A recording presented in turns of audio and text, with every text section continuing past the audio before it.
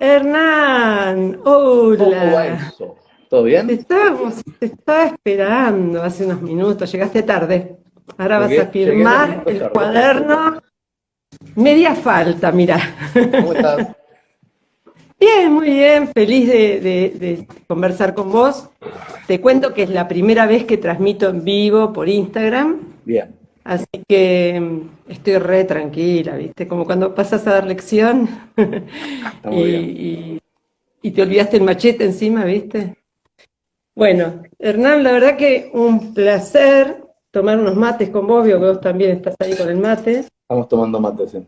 Este, la idea es tener una charla relajada, tranqui, agradable. Hay mucha gente ya que nos está, está perdiendo el tiempo mirándonos, que no saben lo que hacen.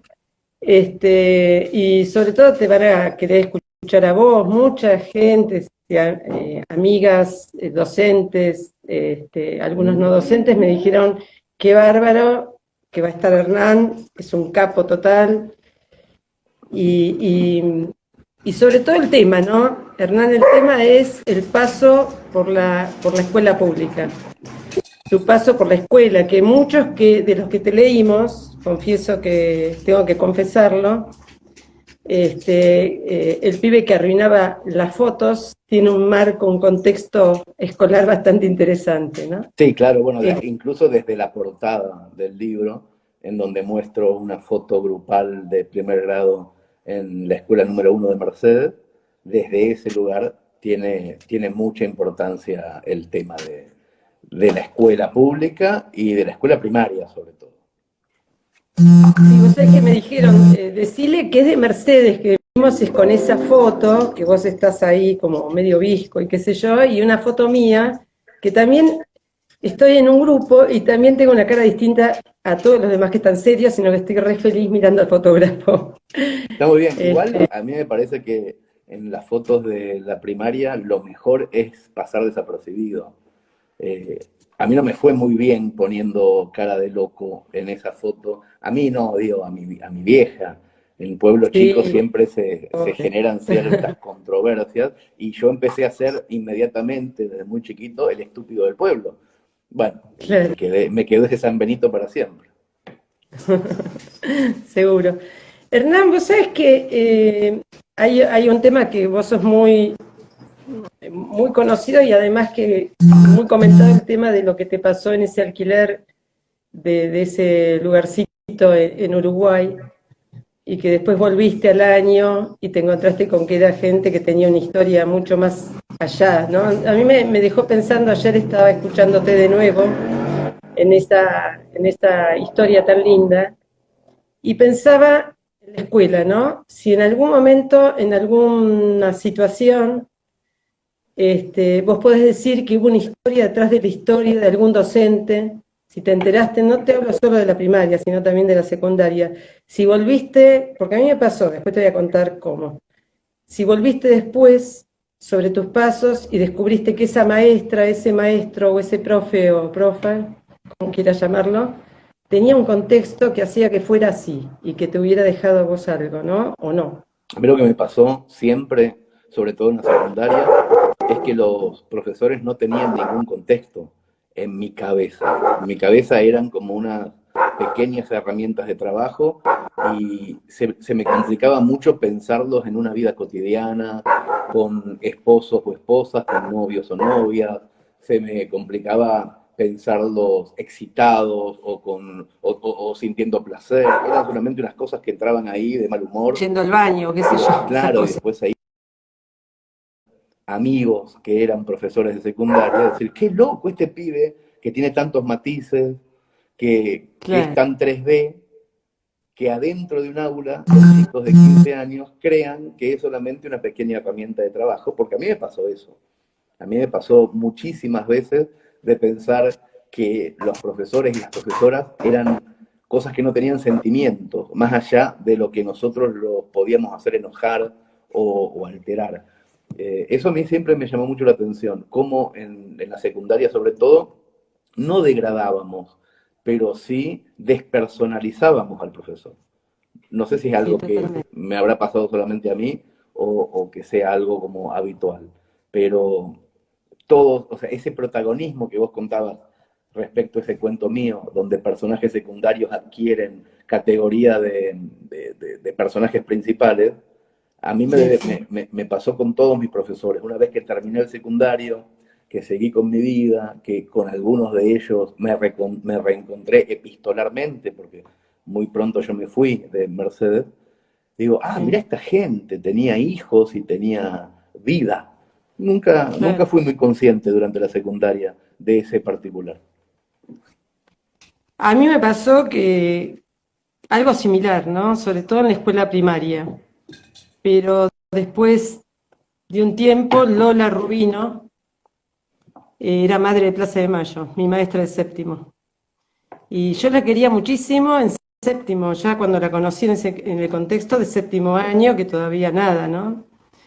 Y yo sabía, había algo especial con ella, había algo mucho más allá del vínculo común que tenía con la otra maestra, que era re mala, Isabel, era muy mala, la verdad que a mí me la hizo pasar muy mal Isabel. Pero la contracara era Lola, que era re dulce. Y Lola Rubino, madre de Raquel Rubino, fue una luchadora de madres de Plaza de Mayo y yo después pude hacer eso, sí, contextualizarlo, ¿no? Sí, pero pasa, Eh, viste que pasa mucho eso. En la primaria no tanto. En la primaria sentía a las maestras como placebos de madre, entonces sí, había como un cariño. Pero en la secundaria a mí me tocó, seguramente porque fui bastante hijo de puta en esa época, me tocó más despersonalizar y no tanto empatizar con los claro. profesores. Che, y en la primaria, además de todo esto que yo sí lo conozco, muchos de los que nos están viendo, que son un montonazo ahora, ¿no? Por ser la segunda entrevista que hacemos, además de lo de la foto y eso que despertó tanta cuestión en tu mamá también, ¿no?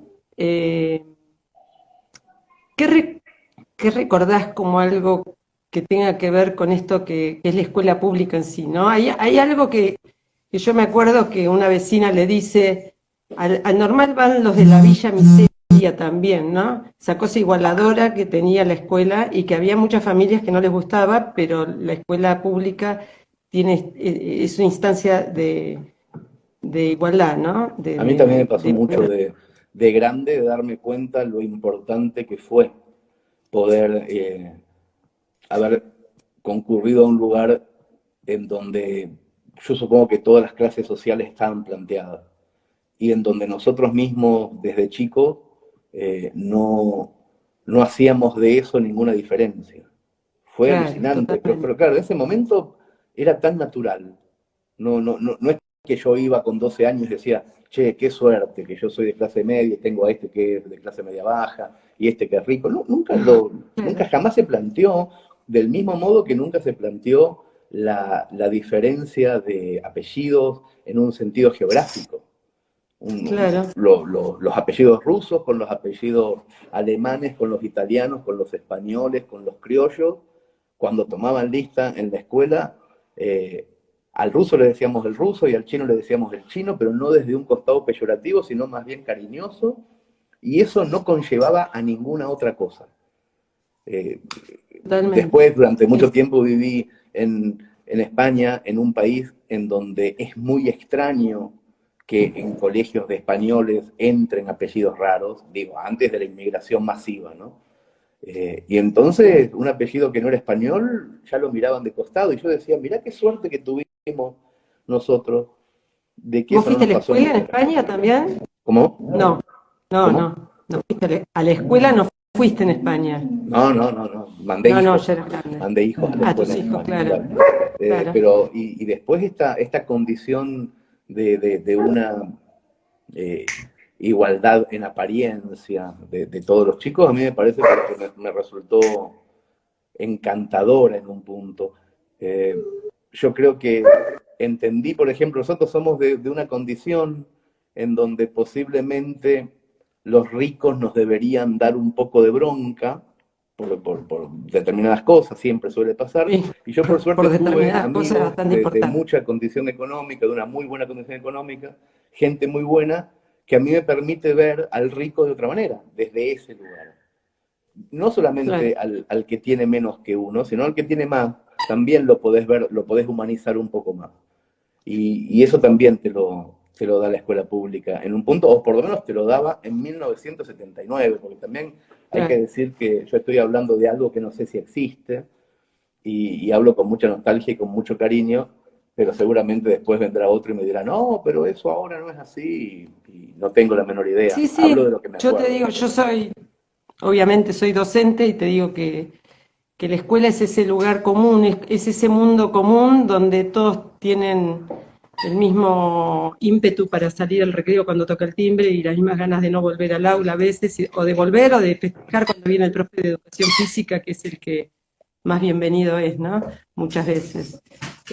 Pero es esa instancia donde está lo público, esa escuela que es de todos, los compañeros de UTE inventaron una vez un logo, esa es mi perra jugando con un chiche que no me deja hablar, un desastre, este, que dice pública, decían los compañeros de UTE de Capital, del sindicato nuestro en Capital, ¿no? Pública, la de todos, ¿no? Esa es la característica básica, pública, la de Claro, todos. claro, ¿qué significa eso? Y ahí es donde empieza a enamorar la escuela, ¿no? A los que después nos quedamos, los que elegimos la docencia, nos enamoramos a partir de eso, inclusive a partir, en el caso nuestro, de quienes somos SUTEBA, a partir de un pensamiento contrahegemónico, un pensamiento disruptivo, donde pensamos la escuela como una herramienta emancipatoria, como una escuela diferente a la que muchas veces vivimos nosotros, ¿no? Porque también Claro, vivimos una escuela muy disciplinadora, jerárquica, pero hay un pensamiento disruptivo que circula en la docencia hace mucho tiempo, dentro de poco se cumple lo de la carpa blanca, ¿viste?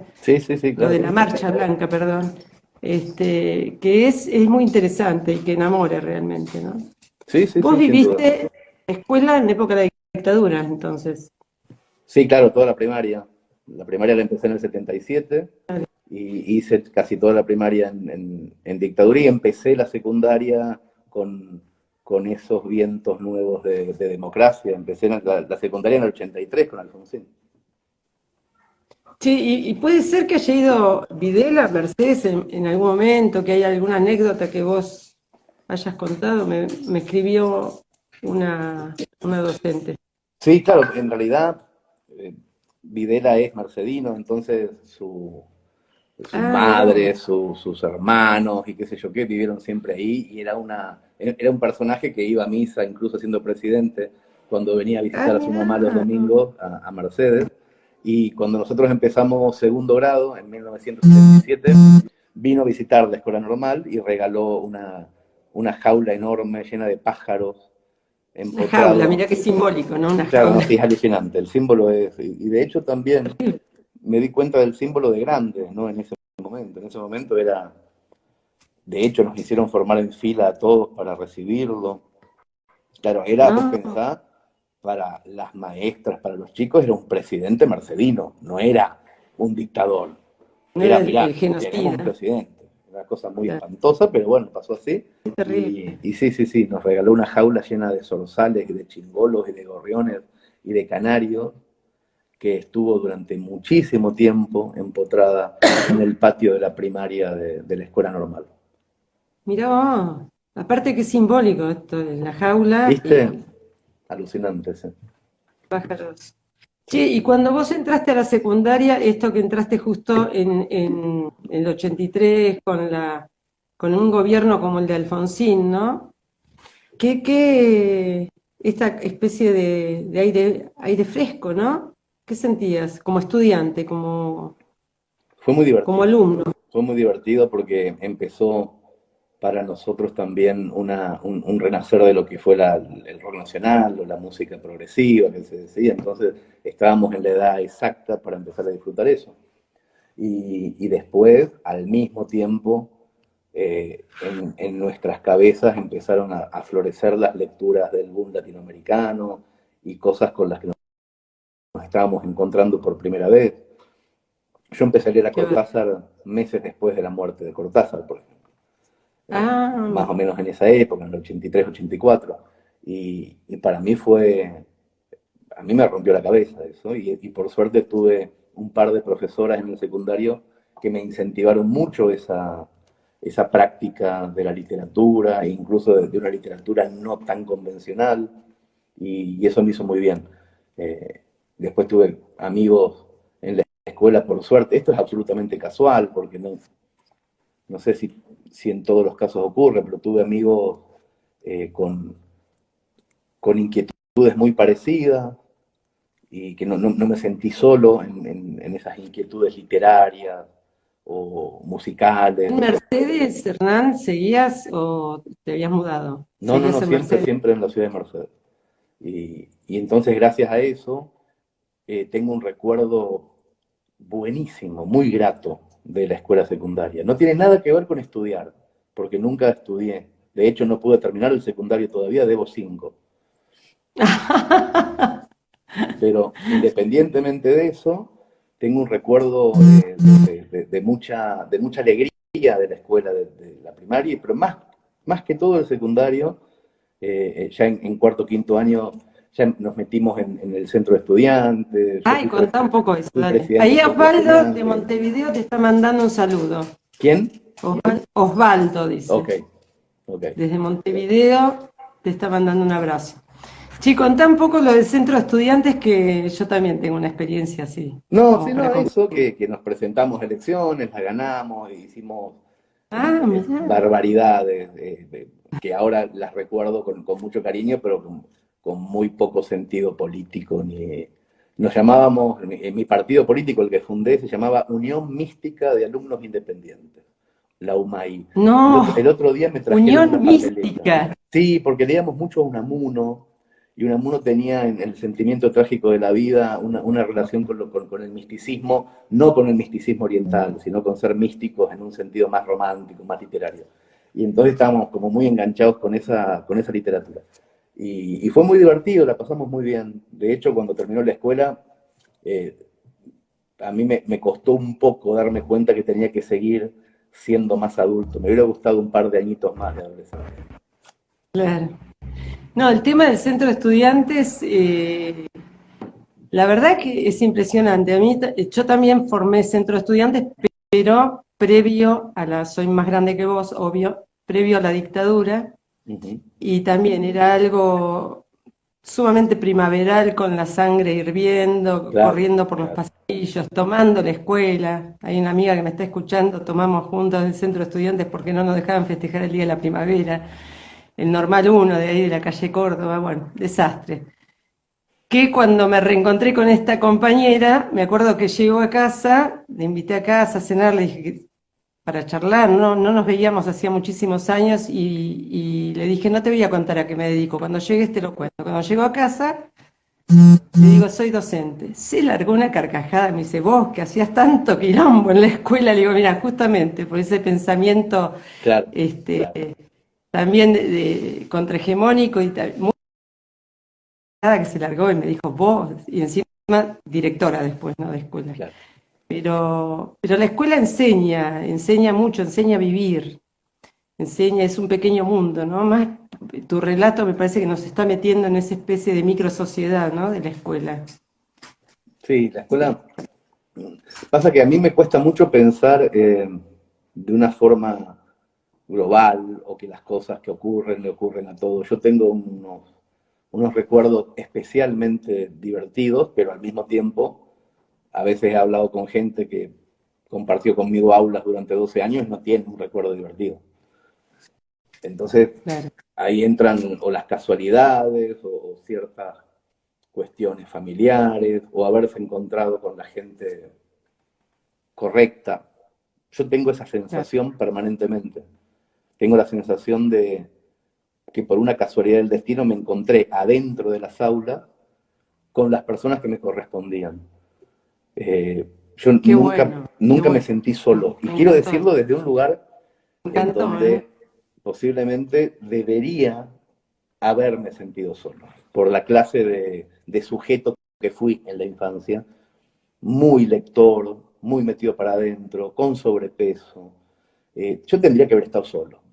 O sea, era obvio que tendría que haber pasado eso, tendría que haberla pasado mal. Y por una casualidad muy loca no ocurrió eso.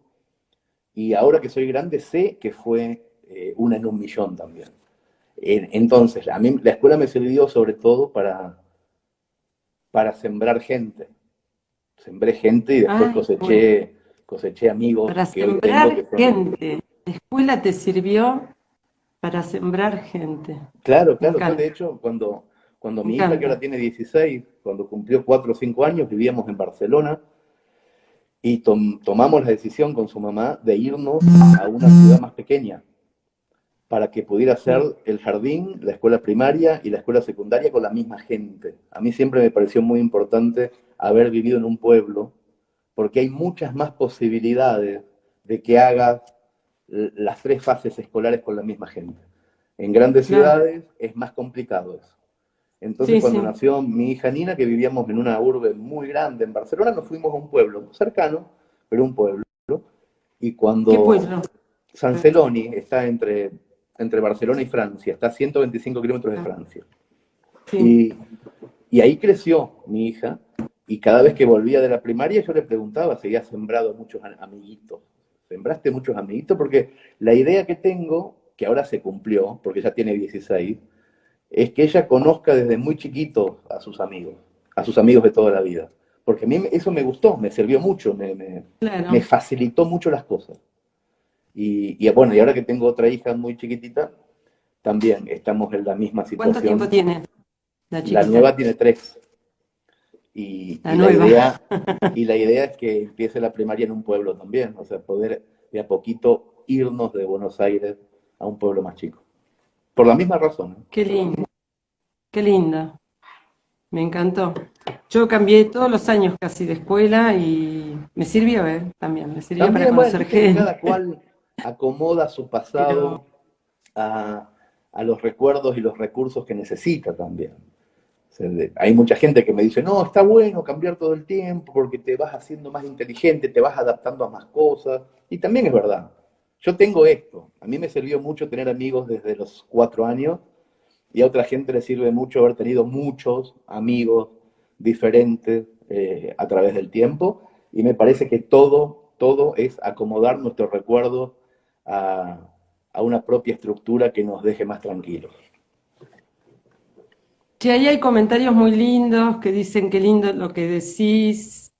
De Santa Fe, de México, hace un rato alguien dijo algo. Yo no veo muy bien, pero estoy con el celu, te cuento, ¿no? Que es chiquitito. Sí, sí. Y, y hay muchos abrazos. Mira, me llamó la atención de Santa Fe, de México, uno de Córdoba, por ahí, bueno, genial. Alguien que pregunta de quién es el cuadro, es mío. ¿Es Y te tuyo? cuento Yo que te iba a este cuadro, preguntar, sí, te iba a sí. preguntar sobre ese cuadro. Capaz que yo creo que debe ser alguna amiga que preguntó de quién es el cuadro, ¿viste? Como para darme pie. Y tiene que ver con la escuela pública, Hernán, y te voy a escuchar a ver qué decís después. Este cuadro es en base a una protesta que hicimos frente al Palacio Pisurno en la época de Macri, porque habían Ujú. eliminado el programa de coros y orquestas infantos Ok, juveniles. Entonces fuimos con los pibes de las orquestas y atrás está la imagen de Alba también, estaba ahí, era una pancarta que llevábamos porque era un 4 de abril del ajá, 2016. Y estos todos pibes, alumnos de la escuela pública. ok. Y bueno, esa es la cosa de la escuela pública contrahegemónica que yo te hablaba hoy, Sí, sí, ¿no? claro, Que sí, no, sí, sí, sí, sí. que Sí, no es esa escuela acartonada. hay mucho de eso en mis recuerdos también, en mis recuerdos. Yo tengo muchos recuerdos lindos y al mismo tiempo, si objetivizo un poco, son recuerdos un poco patéticos también Así, bueno, contá tranqui, Nada, mira diga acá, nada, nos sin debe haber filtro. pasado a todos. A los 16, 17 años te creías el Che Guevara y usabas una boina para el costado y después cuando sos un poco más grande decís, pero mira qué chiquilín absurdo. Quiero decir, cuando sos grande y ves un chico de 17, ves a un nene. Cuando tenés 17 Claro, no pensás que totalmente, sos un nene. Y entonces en ese totalmente. contraste que te da la vida cuando pasan los años, lo que se genera es recordar aquello y decir, qué chiquitito que era y cómo era tan, yo era tan pedante de chiquitito, tan que me las creía todas, tan de contestar de barbaridades a los profesores, de sospecharme que ya había aprendido lo que tenía que aprender y que la escuela no me estaba dando nada para enseñar. Muy Ah, mirá divertido vos. todo, muy divertido, pero al mismo tiempo falso. Pero no lo cambiaría, quiero decir. Me gustó mucho ser así, fue divertido. Yo creo que era como hay una canción que dice Un mundo aún por estrenar, ¿no? En esa época de la vida vos estrenás el mundo y creés que bueno, que si vos pensás que esto tiene que ser así, bueno, hay que tratar de que sea así, luchar para que sea así, organizar, ¿viste? Hay un pensamiento muy mágico, mágico bien, ¿no? No lo que se dice pensamiento mágico Sí, usualmente. sí, No sí, sí, digo, sí. donde vos crees que, bueno, el mundo está, la verdad que está medio chueco todo, acá las injusticias, todo, podemos cambiarlo. Y si lo hacemos con toda la energía, porque tenemos mucha energía, podés. Pero eso te da el resto, te queda el resto, te queda el restito para todo lo que sigue después en la vida, ¿no? A mí me parece A mí que me te parece sirve que sí. como guía también, ¿no? Yo creo que sí.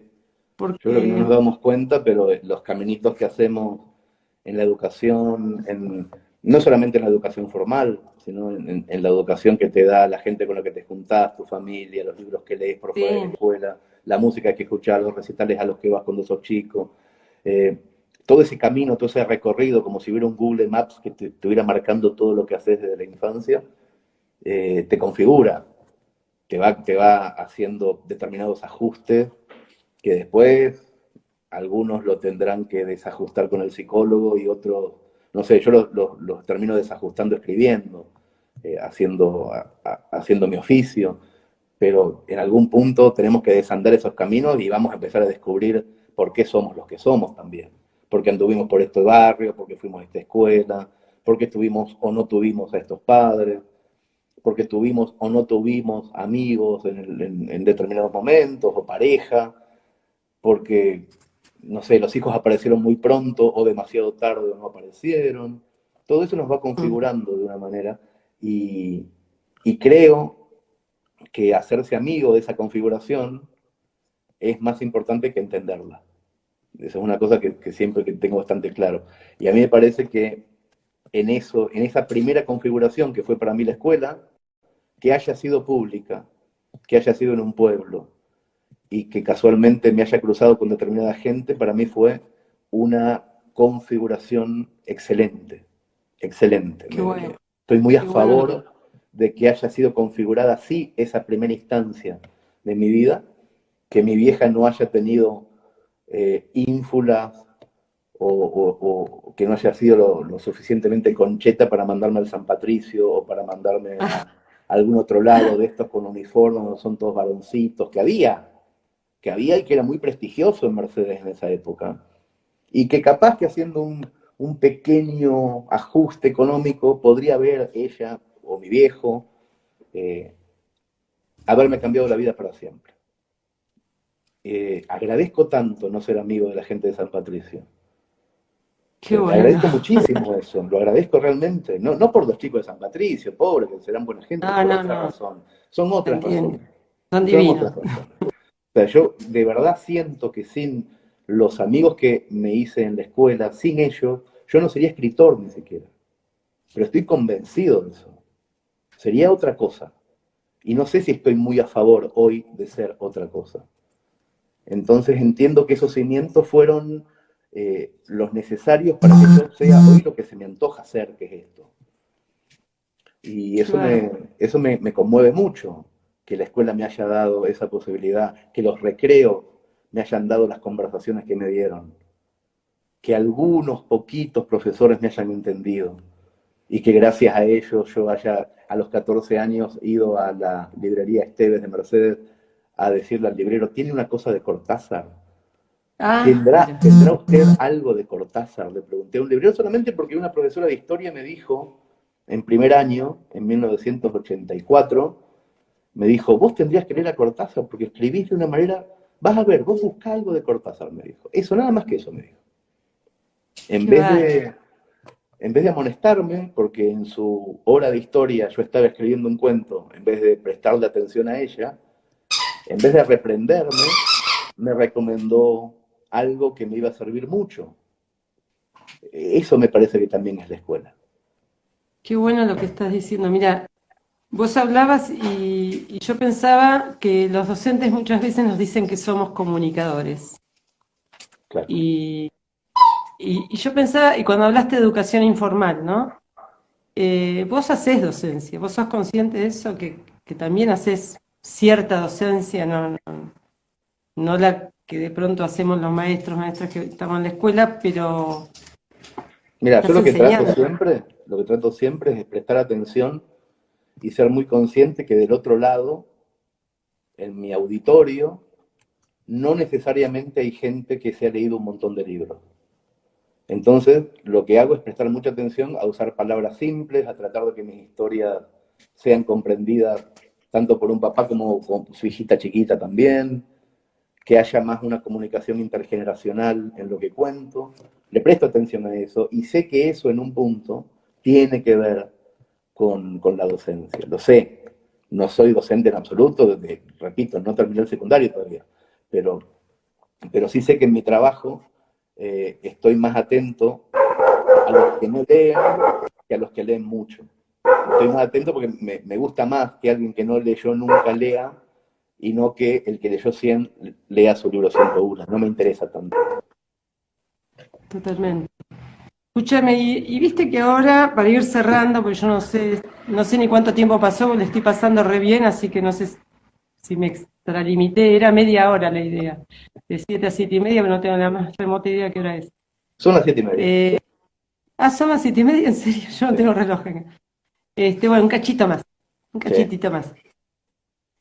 Ahora, muchísimos trabajadores y trabajadoras de la educación, como nos gusta llamarnos, eh, estamos haciendo algo distinto, viste que muchos laburan desde la casa, no todos, no muchos laburan desde la casa, con los pibes que te suben por la espalda, revolviendo la olla, cocinando, pero al mismo tiempo viendo cómo se va a conectar con el grupo de alumnos, qué sé yo. Y cada tanto hay otros en sus escuelas donde hay comedor que van, que se ponen el tapaboca, que tienen la distancia prudencial y que reparten los bolsones de comida. Quería algo que les digas. Hay mucha gente escuchándonos. La verdad que es el segundo programa que tenemos de esto, de transmisión en vivo, y estamos por llegar a 200 personas en vivo, que para nosotros es muchísimo. Y esto queda grabado en YouTube y después va a reproducirse por todos lados y queda. ¿Qué les dirías? ¿O qué les querés decir? Lo que vos quieras a esa gente, esos laburantes, docentes, que están hoy haciendo eso en este momento. Primero que nada, que no, que no dejen pasar la oportunidad de aprender muchísimo de enseñanza virtual. Aunque después las cosas vuelvan a normalizarse y nunca va a haber nada parecido a la enseñanza presencial, por razones diferentes, porque es única, Totalmente. pero que no dejen de avanzar en lo que ahora están teniendo que aprender a la fuerza, que no lo dejen de hacer nunca, porque los chicos que vienen formateados de esa manera. O sea, que no puede ser que Sí, un chico sepa abrir un drive más rápido que su profesor. No puede ser eso. No puede ser que ocurra claro. eso. No puede ser que los chicos terminen enseñando ciertas cosas de comunicación a sus docentes. No puede pasar. Tiene que haber reflejos que no tienen que ver con la pandemia. Tiene que haber reflejos. Reflejos de cada uno de los docentes, reflejos de los jefes de esos docentes, reflejos de los funcionarios que terminan siendo ministros, reflejos, muchos más reflejos de los que hubo, porque en un momento está pasando, ahora ya pasaron 40 y pico de días, pero al principio eh, se estaba haciendo agua, muy difícil, Sí, estuvieron como igual, demasiados días aprendiendo a usar el Zoom para empezar a tener una reunión.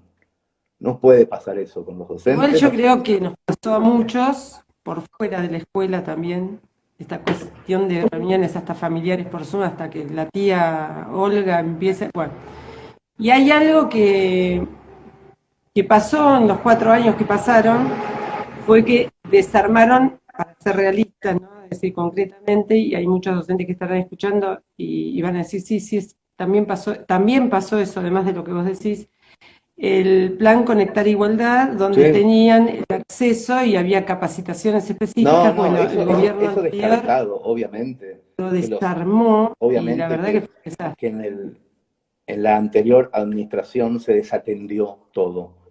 Está Todo. clarísimo. Pero yo Y estamos, hablaba mucho más en un plan sí, personal, de cada persona. No sí, puede ser que sí. no haya la curiosidad suficiente para aprender ciertas cosas a nivel personal. De eso hablaba. Obviamente que los estados y los gobiernos y los ministerios tienen que ofrecer y tienen que dar, pero no puede faltar la curiosidad. Si a las personas que van a enseñar le falta la curiosidad, estamos en problemas gravísimos. Y a mí me parece que en muchos casos nos estamos dando cuenta ahora que a mucha gente le ha faltado la curiosidad. Y no solamente dentro de la docencia, dentro de casi todos los ámbitos. O sea, ¿cómo puede ser que no seamos curiosos respecto a las novedades que propone el mundo, independientemente de si papito Estado o papito privado nos da las herramientas? No son las herramientas las que conforman la curiosidad. La curiosidad es la curiosidad de agarrar dos palitos y hacer un fuego. El que no sabe hacer un Sí, fuego igual, cuando faltan los es- fósforos es que nunca tuvo la curiosidad de ver cómo el fuego sucede. Y eso es un problema, sobre bueno, todo siempre hay para una los que enseñan. oportunidad. Esta es una Esto oportunidad. sí, como vos decís, esto fue un desafío, es un desafío muy Claro, fuerte para usar otro tipo de herramientas. Igual yo lo que tengo que ser totalmente honesta y decirte que los docentes están en este momento en una situación de un compromiso muy fuerte desde el punto de vista laboral y desde el punto de vista vincular con sus alumnos y alumnas, con la comunidad educativa, atendiendo. Realmente hay una cuestión por momentos de sobrecarga que nosotros ya lo hemos planteado, sobrecarga laboral, porque no es lo mismo llegar al aula y darle clase a más de 30 pibes que en tu casa tener que conectarte con pequeños grupos, de ver que el pibe que no tiene conectividad, porque también pasa eso, no solamente la voluntad, sino, sí, claro. qué sé yo, el otro día una compañera de Punta Indio me contaba que hay zonas donde no hay conectividad para nada y tuvieron que ir con la camioneta, calle de tierra, a llevarle los cuadernillos, No, lo sí, que... doy por Hay una sobreentendido realidad, esos esfuerzos. Esos esfuerzos están absolutamente sobreentendidos en lo que estaba diciendo. Lo que decía es que aprovechemos la coyuntura sí, para para aprender aprender, también. sin duda, claro. Totalmente, totalmente. Y bueno, y se viene el reencuentro con nuestros pibes dentro de unos meses. Vamos a ver qué pasa ahí. ¿Será Bueno, septiembre? Hernán, ¿Qué pensás? ay, ojalá, no sabemos. Nadie Lo sabe, que ¿no? sí, lo que sí, yo estoy diciendo, bueno, se van acomodando los melones a medida que el carro avanza y bueno, y está muy, muy bien organizado en estos días ya las comunidades junto con los docentes, con los pibes en cuanto a entregar lo que se puede. Hay lugares donde están haciendo colectas de guita directamente y Sí, sí, sí, comprando claro. los maestros, comprando la comida, como San Vicente, el otro día me contaban que estaban re contentos, habían juntado 7.000 pesos y hicieron un montón de bolsas, además de lo que el municipio había preparado, además de todo.